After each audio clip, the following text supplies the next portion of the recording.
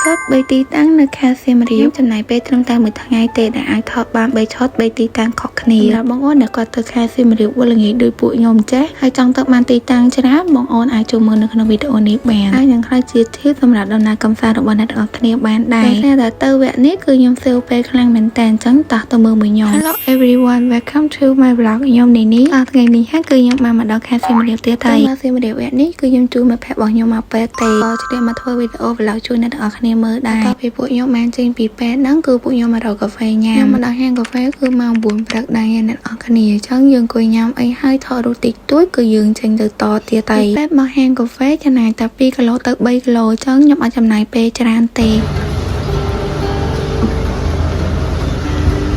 ឃើញមិត្តភក្តិរបស់ខ្ញុំគឺគាត់កេះហ្គីតានេះទៅលឺសលេងហើយខ្ញុំមកកេះដែរហ្គីតាដែលខ្ញុំកេះហ្នឹងអត់លឺសលេងទេដោយសារតែវាអត់មានខ្សែខ្ញុំនៅហាងកាហ្វេគឺអត់យូរពេកទេអ្នកនរគ្នាដោយសារតែខ្ញុំសេលពេទ្យសូយើងថប់ពឹបប៉ាប់គឺយើងចេញមកតែ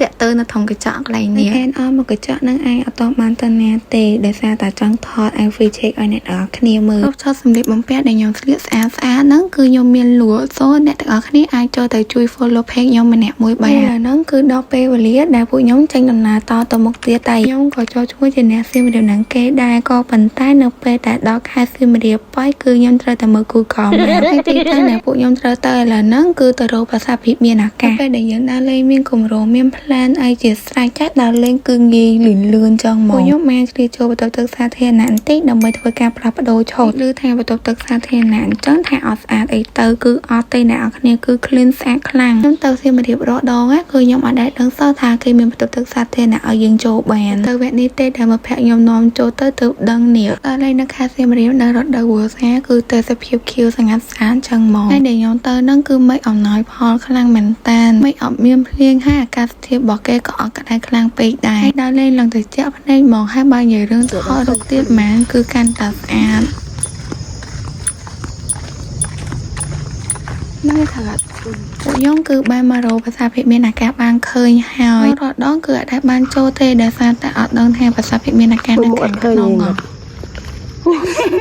មានអ្នកគេខ្លះដែលបានមកត្រឹមប្រាសាទអង្គរធំឬក៏ទីលានចូលតម្រៃតែអត់ដែលបានចូលប្រាសាទភិមានអាកាសនេះខ្ញុំបានចំណាយពេលចូលក្នុងប្រាសាទគឺអស់ច្រើនដែរដោយសារតែទីធ្លាប្រាសាទដោយអ្នកនរគ្នាបានដឹងស្រាប់គឺធំខ្លាំងមែនតើពួកខ្ញុំនៅចំណាយពេលថតរូបអីលេងតិចតួចចឹងយើងចំណាយពេលរៀងយូរបន្តិចសម្រាប់ប្លង់មួយនេះគឺខ្ញុំ recommend អ្នកនរគ្នាឲ្យទៅថតខ្លាំងមែនតើដោយសារតែប្លង់មួយនេះគឺស្អាតខ្លាំងខាងក្រោយ background បែបមានស្ពានមានទឹកអីចឹងទៅតែនៅខាងឆ្វេងដៃរបស់ខ្ញុំមានប្រាសាទមួយទៀតពេលដែលអ្នកគ្នាថតគឺឃើញរូបប្រាសាទឃើញទឹកឃើញស្ពានអូស្អាតខ្លាំងចំណុចប្លង់មួយនេះឯងនៅពួកខ្ញុំចំណាយពេលថតរូបយូរជាងគេបរិយាកាសនៅត្រង់ចំណុចហ្នឹងគឺ fresh ខ្លាំងពេកដាក់បញ្ចូលកាមេរ៉ាចឹងឲ្យថតរូបអង្គុយលេងនៅហ្នឹង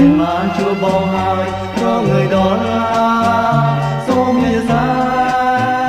រូបឥឡូវហ្នឹងគឺដល់ម៉ោងបាយថ្ងៃត្រង់ហើយម៉ោង 12 កន្លះហើយណាដល់បាយថ្ងៃត្រង់គឺពួកខ្ញុំមកញ៉ាំនៅភោជនីយដ្ឋានខ្មែរអង្គរពេលល្ងាចគឺពួកខ្ញុំបានចេញដំណើរទៅរកហាងម្ចាស់ញ៉ាំហើយក៏ដើម្បីថតរូបដែរឥឡូវហ្នឹងគឺពួកយើងបានមកដល់ហើយមកដល់ម៉ោងពេលល្ងាចនៅចំណាយពេលដើម្បីបដូរឆតអីដែរគឺសាច់ការដែលយើងត្រឹមតែមកពេទ្យទេណាបាន3ឆតតែជាអ្នកទាំងអស់គ្នាដើរលេងគួរណាតែរៀបគម្រោងទុកមុនពេលដែលអ្នកទាំងអស់គ្នារៀបគម្រោងទុកមុនបែបហ្នឹងគឺងាយស្រួលហើយចំណាយពេលក៏តិចហើយយើងទៅទីតាំងបានច្រើនទៀតជាអ្នកទាំងអស់គ្នាអត់តមានគម្រោងមុនដើរលេងគឺវានៅចំណាយពេលក្នុងការចែករកទីតាំងទៀតរៀបចំតែគម្រោងទីតាំងមួយឯងត្រូវរៀបចំគម្រោងពេលវេលាដូចគ្នាហើយឥឡូវនេះគឺពួកខ្ញុំត្រូវត្រឡប់ទៅប៉ែតវិញហើយវីដេអូនេះខ្ញុំមានតែប៉ុណ្្នឹងទេបាយ